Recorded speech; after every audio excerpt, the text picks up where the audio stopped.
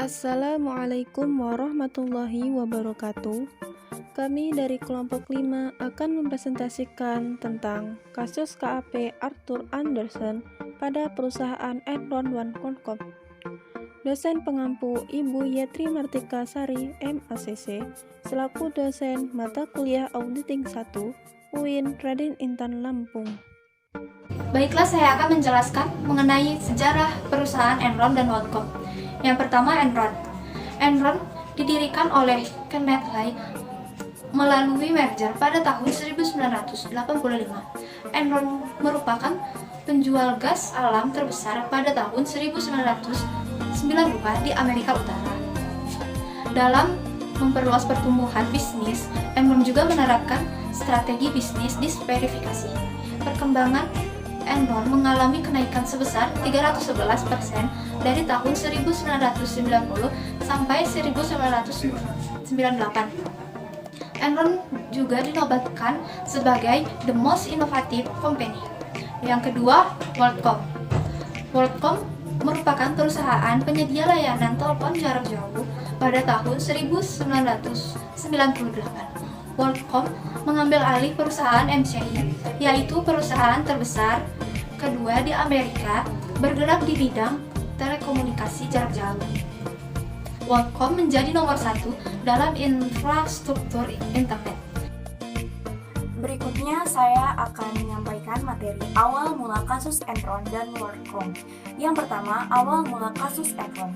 Enron mengaku penghasilannya pada tahun 2000 berjumlah 101 US dollar miliar. Pada akhir tahun 2001, Enron menjadi sorotan masyarakat luas ketika terungkap bahwa kondisi keuangan yang dilaporkan didukung terutama oleh penipuan akuntansi yang sistematis, terlembaga, dan direncanakan secara kreatif. Jatuhnya Enron bermula ketika dibukanya partnership bersama Special Purpose Partnership yang bertujuan untuk menambah keuntungan pada Enron dan memiliki karakteristik yang istimewa. Enron mendirikan kongsi dengan seorang partner dagang. Partner dagang ini tersebut hanya menyumbang sebesar 3% dari modalnya. Sedangkan Enron menyumbang sebesar 97% dari modalnya. Lalu yang menjadi pertanyaan dari mana Enron membiayai partnership tersebut? Jadi hebatnya Enron sendiri di sini, Enron membiayai dengan meminjamkan Enron induk perusahaan kepada Enron anak perusahaan. Secara singkatnya, Enron sebenarnya mengadakan transaksi dengan dirinya sendiri. Entah berubah jadi tamak atau semakin menjadi-jadi. Enron tidak pernah mengungkapkan operasi partnership tersebut dalam laporan keuangan yang ditunjukkan kepada pemegang saham dan juga Security Exchange Commission atau SEC, yaitu badan tertinggi pengawasan perusahaan publik di Amerika. Bahkan Enron memindahkan utang-utang sebesar 600 juta dolar yang diimbuhkan untuk perusahaan partnership tersebut. Baik, di sini ada 15 kronologis, fakta, dan juga informasi dari berbagai sumber yang berkaitan dengan hancurnya Enron dapat dikemukakan. Pertama, Board of Directors membiarkan kegiatan bisnis tertentu, mengundang unsur konflik kepentingan dan mengizinkan terjadinya transaksi berdasarkan informasi. Yang kedua, Enron merupakan salah satu perusahaan besar pertama yang melakukan outsourcing secara total atas fungsi internal audit perusahaan. Kemudian yang ketiga, pada awal tahun 2001, partner KAP Andersen melakukan evaluasi terhadap kemungkinan mempertahankan atau melaporkan Enron sebagai klien perusahaan. Kemudian yang keempat, salah seorang eksekutif Enron dilaporkan telah mempertanyakan praktek akunting perusahaan yang dinilai tidak sehat dan mengungkapkan kekhawatiran berkaitan dengan hal tersebut pada CEO dan partner KAP Andersen. Dan yang kelima, pada tanggal 16 Oktober 2001, Enron menerbitkan laporan keuangan triwulan ketiga. Dan dalam laporan itu disebutkan bahwa laba bersih Enron telah meningkat menjadi 393 US dollar juta. Yang keenam, pada tanggal 2 Desember 2001, Enron mendaftarkan kebangkrutan perusahaan ke pengadilan dan mencatat 5.000 pegawai. Yang ketujuh, Enron dan KAP Andersen dituduh telah melakukan kriminal dalam bentuk penghancuran dokumen yang berkaitan dengan investigasi atas kebangkrutan Enron. Ke-8, dana pensiun Enron sebagian besar diinvestasikan dalam bentuk saham Enron. Dan yang ke-9, KAP Andersen diberhentikan sebagai auditor Enron pada pertengahan Juni 2002. Sementara KAP Andersen menyatakan bahwa penugasan audit oleh Enron telah berakhir pada saat Enron mengajukan proses kebangkrutan pada 2 Desember 2001. Ke-10, CEO Enron Kenya Fly mengundurkan diri pada tanggal 2 Januari 2002, akan tetapi masih dipertahankan posisinya di Dewan Direktur Perusahaan. Yang ke-11, tanggal 28 Februari 2002, KAP Andersen menawarkan ganti rugi 750 juta US dollar untuk menyelesaikan berbagai gugatan hukum yang diajukan kepada KAP Andersen.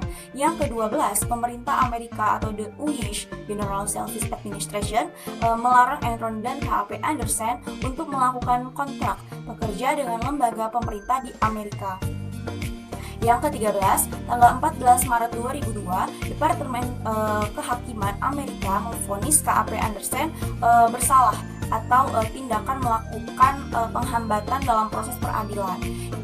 Yang ke-14, KAP Andersen terus menerima konsekuensi negatif dari kasus Enron berupa kehilangan klien, pembelotan afiliasi yang bergabung dengan KAP yang lain, dan pengungkapan yang meningkat mengenai keterlibatan pegawai KAP Andersen dalam kasus Enron.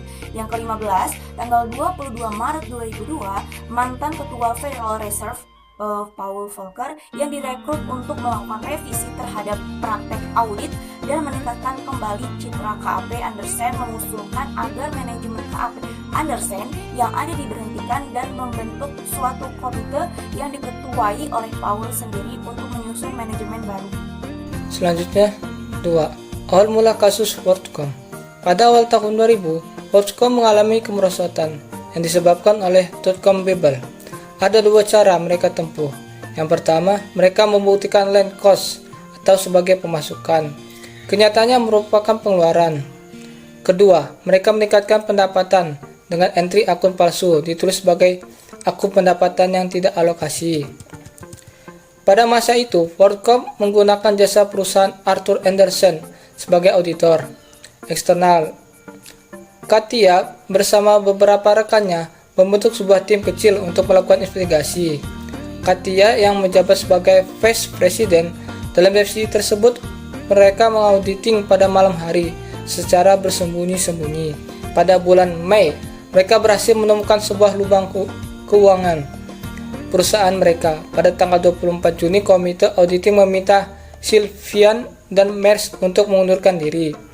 Mers mengundurkan diri, namun Sylvia enggan untuk mengundurkan diri, sehingga harus dipecat. Pada hari berikutnya, WorldCom mengumumkan keadaan keuangan mereka keluar. Akhirnya ke dunia tahu kalau mereka ini memasukkan pendapatan sebesar 3,8 miliar dolar Amerika Serikat, dan kemudian perusahaan WorldCom menyatakan dirinya pilot. Baiklah, materi selanjutnya yaitu kode etik profesi akuntan. Kode etik profesi akuntan memiliki etika prinsip, yaitu yang pertama, tanggung jawab profesi. Dalam melaksanakan tanggung jawabnya sebagai profesional, setiap anggota harus senantiasa menggunakan pertimbangan moral dan profesional dalam semua kegiatan yang dilakukannya. Sebagai profesional juga, anggota mempunyai peran penting dalam masyarakat. Sejalan dengan peran tersebut, anggota juga mempunyai tanggung jawab kepada semua pemakai jasa profesional mereka. Anggota juga harus selalu bertanggung jawab untuk bekerja sama dengan semua anggota untuk mengembangkan profesi akuntansi, memelihara kepercayaan masyarakat, dan menjalankan tanggung jawab profesi dalam mengatur dirinya sendiri. Selanjutnya yang kedua, yaitu kepentingan umum atau publik. Setiap anggota berkewajiban untuk senantiasa bertindak dalam kerangka pelayanan kepada publik, menghormati kepercayaan publik, dan menunjukkan komitmen atas profesionalisme. Salah satu ciri utama dari suatu profesi adalah penerimaan tanggung jawab kepada publik. profesi akuntan juga memegang peran yang penting di dalam masyarakat, di mana publik dan profesi akuntansi yang terdiri dari klien, pemberi kredit, pemerintah, pemberi kerja, pegawai, investor, dunia bisnis, dan keuangan, dan pihak lainnya bergantung kepada objektivitas dan integritas akuntan dalam memelihara berjalannya fungsi bisnis secara tertib. Kepentingan utama profesi akuntan adalah untuk membuat pemakai jasa akuntan paham bahwa jasa akuntan dilakukan dengan tingkat prestasi tertinggi sesuai dengan persyaratan etika yang diperlukan untuk mencapai tingkat prestasi tersebut. Selanjutnya yang ketiga, yaitu integritas. Integritas adalah suatu elemen karakter yang mendasari timbulnya pengakuan profesional. Integritas juga merupakan kualitas yang melandasi kepercayaan publik dan merupakan patokan benchmark bagi semua dalam menguji keputusan yang diambilnya. Integritas juga mengharuskan seorang anggota untuk antara lain bersikap jujur dan berterus terang tanpa harus mengorbankan rahasia penerima jasa. Jadi, untuk memelihara dan meningkatkan kepercayaan publik, setiap anggota harus memenuhi tanggung jawab profesionalnya dengan integritas setinggi mungkin. Selanjutnya yang keempat, yaitu objektivitas. Objektivitas adalah suatu kualitas yang memberikan nilai atau atas jasa yang diberikan anggota. Prinsip objektivitas juga mengharuskan anggota bersikap adil, tidak memihak, jujur secara intelektual, tidak berprasangka atau bias, serta bebas dari benturan kepentingan atau di bawah pengaruh pihak lain. Anggota dalam praktek publik memberikan jasa atestasi, perpajakan, serta konsultasi manajemen. Anggota yang lain menyiapkan laporan keuangan sebagai seorang bawahan, melakukan jasa audit internal, dan bekerja dalam kapasitas keuangan dan memanajemennya di industri, pendidikan, dan pemerintah. Selanjutnya yang kelima yaitu kompetensi dan kehati-hatian profesional. Di sini setiap anggota harus melaksanakan jasa profesionalnya dengan berhati-hati, kompetensi dan ketekunan, serta mempunyai kewajiban untuk mempertahankan pengetahuan dan keterampilan profesional pada tingkat yang diperlukan untuk memastikan bahwa klien memperoleh manfaat dari jasa profesional dan teknik yang paling mutakhir. Anggota mempunyai kewajiban untuk melaksanakan jasa profesional dengan sebaik-baiknya sesuai dengan kemampuannya demi kepentingan pengguna jasa dan konsisten dengan tanggung jawab profesi kepada publik. Kompetensi juga menunjukkan terdapatnya pencapaian dan pemeliharaan suatu tingkat pemahaman dan pengetahuan yang memungkinkan seseorang anggota untuk memberikan jasa dengan kemudahan dan kecerdikan. Apabila dalam hal penugasan profesi melebihi kompetensi anggota atau perusahaan, maka anggota wajib melakukan konsultasi atau menyerahkan klien kepada pihak lain yang lebih kompeten. Setiap anggota juga bertanggung jawab untuk menentukan kompetensi masing-masing atau menilai apakah pendidikan, pedoman, dan pertimbangan yang diperlukan memadai untuk bertanggung jawab yang harus dipenuhinya. Kemudian yang keenam yaitu kerahasiaan, di mana setiap anggota harus menghormati kerahasiaan informasi yang diperoleh selama melakukan jasa profesional dan tidak boleh memakai atau mengungkapkan informasi tersebut tanpa persetujuan, kecuali apabila ada hak atau kewajiban profesional atau hukum untuk mengungkapkannya. Kepentingan umum dan profesi menuntut bahwa standar profesi yang berhubungan dengan kerahasiaan dapat didefinisikan bahwa panduan mengenai sifat-sifat dan luas kewajiban kerahasiaan serta mengenai berbagai keadaan di mana informasi yang diperoleh selama melakukan jasa profesional dapat atau perlu diungkapkan. Anggota mempunyai kewajiban untuk menghormati kerahasiaan informasi tentang klien yang diperoleh melalui jasa profesional yang diberikannya. Kewajiban kerahasiaan tersebut berlanjut bahkan setelah hubungan antar anggota atau klien telah berakhir. Selanjutnya yang ketujuh yaitu perilaku profesional, di mana setiap anggota harus berperilaku yang konsisten dengan reputasi profesi yang baik dan menjauhi tindakan yang dapat mendiskreditkan profesi. Kewajiban untuk menjauhi tingkah laku yang dapat mendiskreditkan profesi harus dipatuhi oleh setiap anggota sebagai perwujudan tanggung jawabnya kepada penerima jasa, pihak ketiga, anggota lain, staf, dan pemberi kerja atau masyarakat umum. Selanjutnya yang terakhir yaitu standar teknis, di mana setiap anggota harus melaksanakan jasa profesionalnya sesuai dengan standar teknis dan standar profesional yang relevan.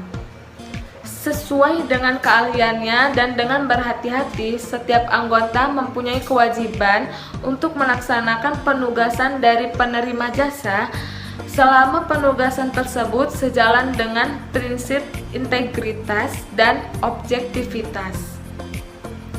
Standar teknis dan standar profesional yang harus ditaati anggota adalah standar yang dikeluarkan oleh Ikatan Akuntan Indonesia, International Federation of Accountants, badan pengatur, dan pengatur perundang-undangan yang relevan.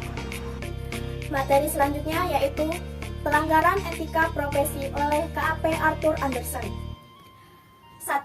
KAP Arthur Andersen memiliki kebijakan internal yaitu pemusnahan dokumen yang tidak terkait kertas kerja audit formal. Namun, saat Arthur Andersen sedang memenuhi panggilan pengadilan, tidak boleh ada dokumen yang dimusnahkan, tetapi Arthur Andersen memusnahkan dokumen sejak periode kasus Enron mulai mencuat ke permukaan. Walaupun penghapusan ini sesuai dengan kebijakan internal Arthur Andersen, tetapi kasus ini dianggap melanggar hukum dan kredibilitas Arthur Andersen hancur dan klien Arthur Andersen pergi dan Arthur Andersen ditutup. Yang kedua yaitu tidak sepenuhnya memenuhi GAAS atau Generally Accepted Auditing Standard atau standar pemeriksaan yang berlaku umum dengan sebagaimana mestinya. Yang ketiga yaitu pelanggaran independensi. Arthur Andersen merupakan jasa konsultasi keuangan dan jasa audit, di mana seharusnya melakukan independensi baik secara penampilan maupun fakta. Dari segi finansial, potensi revenue yang didapatkan Arthur Andersen telah merubah cara pandangnya, yang seharusnya berpihak kepada publik, tetapi dia berpihak pada kliennya. Yang keempat, yaitu pelanggaran integritas dan objektivitas. Arthur Andersen tidak memiliki integritas yang tinggi karena dia berpihak kepada kliennya walaupun dia tahu bahwa kliennya ini memiliki kejahatan dalam keuangan dengan membohongi publik, yang seharusnya Arthur Andersen berdiri pada pihak publik. Dampak dari kasus Enron dan WorldCom. Bagi perusahaan Enron dan perusahaan WorldCom, serta author independen Arthur Andersen. Yang pertama, dampak akibat kasus Enron.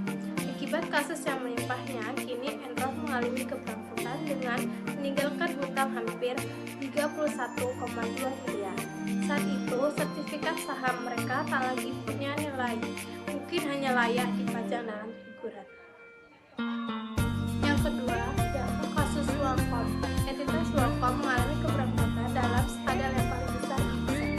WorldCom bangkrut dengan posisi keuangan, yaitu memiliki utang 5,7 miliar dolar dan kas 6 miliar dolar. Pembentukan nama baru ini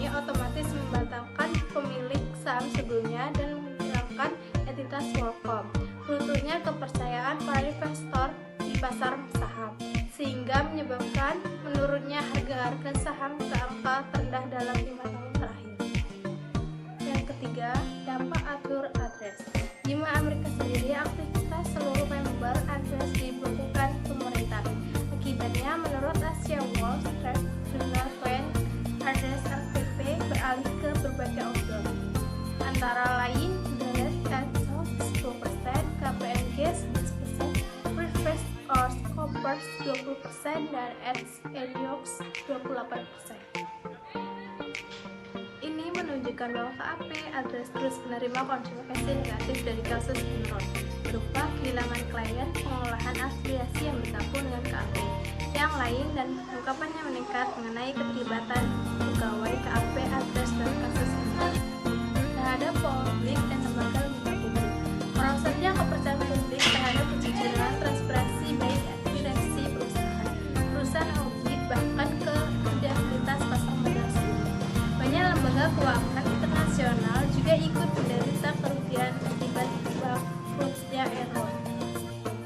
Terhadap profesi akuntansi akibat dari kasus ini, pemerintah AS menerbitkan Sarbanes-Oxley AS untuk melindungi para investor dengan cara meningkatkan akurasi dan rehabilitas pengungkapan yang dilakukan perusahaan publik. Terhadap investor para pemegang saham, Enron melakukan gugatan class action terhadap para biggest players di Wall Street Enron dengan tuduhan melakukan penipuan keuangan. Terhadap karyawan, ribuan pegawai Enron tidak hanya mereka kehilangan pekerjaan, tetapi juga tabungan pensiun mereka. Dalam hukum perpajakan Amerika, setiap pekerjaan bisa menabung sebanyak-banyaknya $12 setahun dan tidak akan dikenai pajak. Selanjutnya, alternatif penyelesaian kasus Enron dan WorldCom. Sarbanes-Oxley SOX akibat dari kasus Enron dan Arthur Andersen. Pemerintahan AS menerbitkan Sarbanes-Oxley SOX untuk melindungi para investor dengan cara meningkatkan akurasi dan reliabilitas pengungkapan yang dilakukan perusahaan publik. Selain itu, dibentuk pula PCAOB Public Accounting Oversight Board yang bertugas 1. Mendaftarkan KAP yang mengaudit perusahaan publik, 2. Menetapkan auto mengadopsi standar audit, pengendalian mutu, etika, independensi, dan standar lain yang berkaitan dengan audit perusahaan publik, 3. Menyelidiki KAP dan karyawannya, melakukan disciplinary hearings dan mengenakan saksi jika perlu, 4. Melaksanakan kewajiban lain yang diperlukan untuk meningkatkan standar profesional di KAP, 5. Meningkatkan ketaatan terhadap SOX, peraturan PCAOB, standar profesional, peraturan pasar modal yang berkaitan dengan audit perusahaan publik. Salah satu perubahan yang ditentukan dalam SOX sebagai akibat dari dampak kasus Enron dan WorldCom adalah melarang KAP memberikan jasa non-audit kepada perusahaan yang diaudit. Berkaitan dengan permusnahan dokumen SOX, melarang permusnahan atau memanipulasi dokumen yang dapat menghalangi investigasi pemerintah kepada perusahaan yang menyangka bangkrut. Kini CEO dan CFO harus membuat surat pernyataan bahwa laporan keuangan yang mereka laporkan adalah sesuai dengan peraturan SEC dan semua informasi yang dilaporkan adalah wajar dan tidak ada kesalahan material sebagai tambahan menjadi semakin banyak ancaman pidana bagi mereka yang melakukan pelanggaran ini.